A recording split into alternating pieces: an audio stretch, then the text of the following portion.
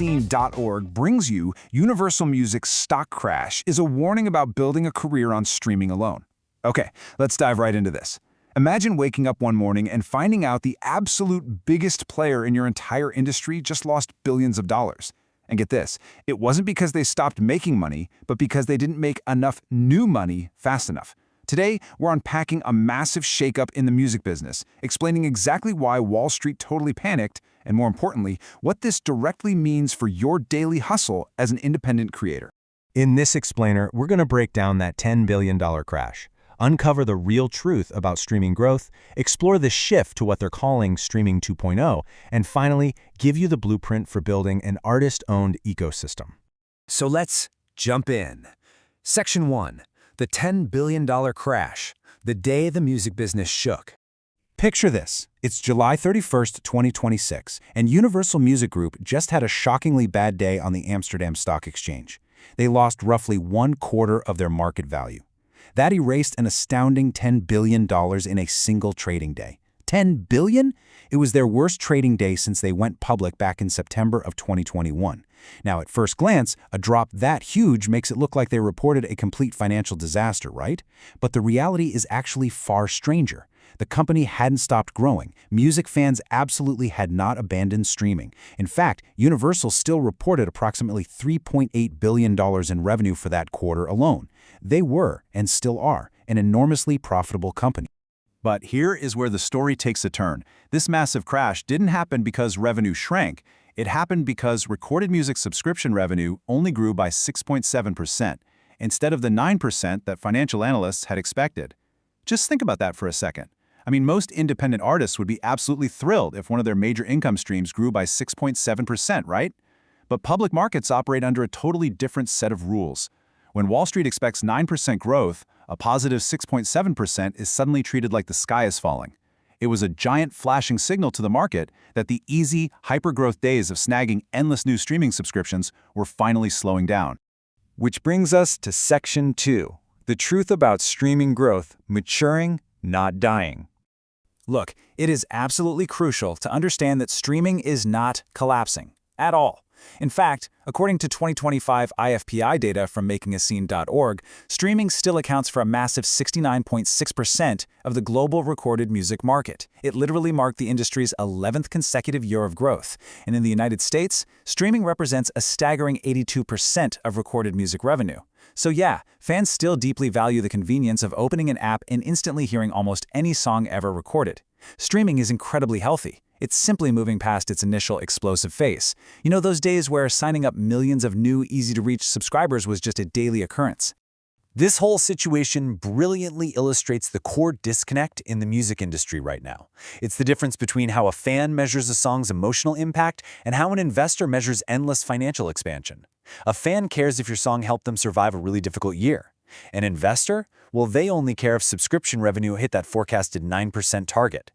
The warning here for us is that when the demand for constant aggressive growth starts shaping the rules of the ecosystem, platforms might change royalty qualifications, adjust recommendation algorithms, or even introduce new fees just to appease those investors. And let's be real, independent artists usually only find out about these changes after they've already happened. All right, Section 3, the shift to Streaming 2.0, the search for new value.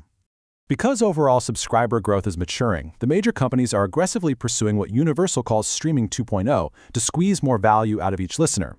We are seeing major agreements with platforms like Spotify and Deezer to create artist-centered payment systems and fight fraud, which is all aimed at protecting and growing their revenue. Basically, they realize that treating a casual listener and a dedicated superfan as the exact same $9 a month customer leaves a ton of money on the table. So, to satisfy investors, they are going after higher subscription tiers, artificial intelligence licensing, and dedicated superfan platforms like Even. They want premium service levels, early access, exclusive merchandise, and authorized AI remixes. It's actually kind of fascinating when you compare these two worlds side by side. Major labels are essentially adopting an independent business model right now by diversifying their income streams. But of course, their corporate goals remain very different from an indie creator's need for stability. The majors want direct sales, fan memberships, and merch income to increase shareholder value and overall catalog worth. You, on the other hand, as an independent artist, want those exact same things, but your goal is to prevent one single company, one algorithm, or one royalty statement from deciding if you can afford to keep making music. And that leads us perfectly into Section 4, building your artist-owned ecosystem. Stop renting your audience. This is the most critical takeaway for you today. The philosophy over at makingascene.org is that you absolutely shouldn't leave streaming, but rather you need to use it as the front door to bring listeners into a world that you actually control. Streaming services are, without a doubt, some of the most powerful discovery systems ever built. Millions of people are already hanging out there. But treating your streaming profile as the final destination, that's incredibly dangerous. It should just be the entryway that leads interested listeners right into your personal ecosystem, your website, your email list, your merch store. Think about it like a funnel. You need to guide your audience through this clear progression, where an anonymous stream transforms into a direct, permission-based relationship. Look at how logical this is. Step 1, they discover you on a playlist somewhere. Step 2, they dig it, so they explore your profile and your socials. Step 3, and this is the absolute crucial pivot, they connect by giving you permission to reach them, usually through an email sign-up. And finally, Step 4, over time, that connection turns into real support through buying tickets or merch. You're literally moving them from a rented platform to a space you own. The key word here is diversification. A healthy, independent music business should never, ever rely on one single royalty statement. Instead, it should be built on multiple connected income streams like the ones you see here.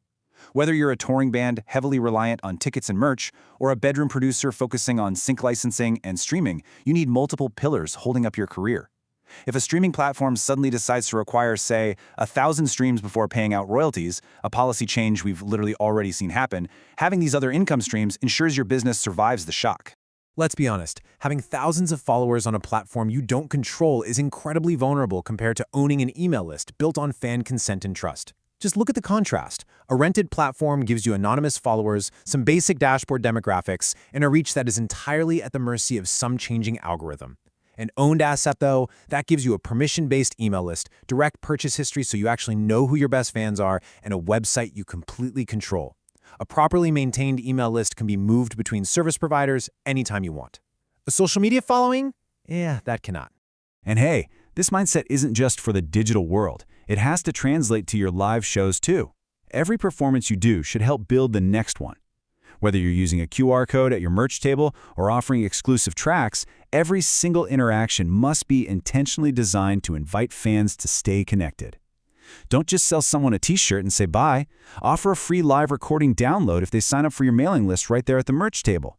Turn that temporary in-person attention into a lasting relationship you can contact directly the very next time you tour their city. So, if a $10 billion stock loss by the biggest major label in the world teaches us anything, it's that convenience hides dependency. What step will you take today to truly own your fan relationships? Look, I know it is so convenient to just upload a track to a distributor and hope the algorithm does the heavy lifting for you.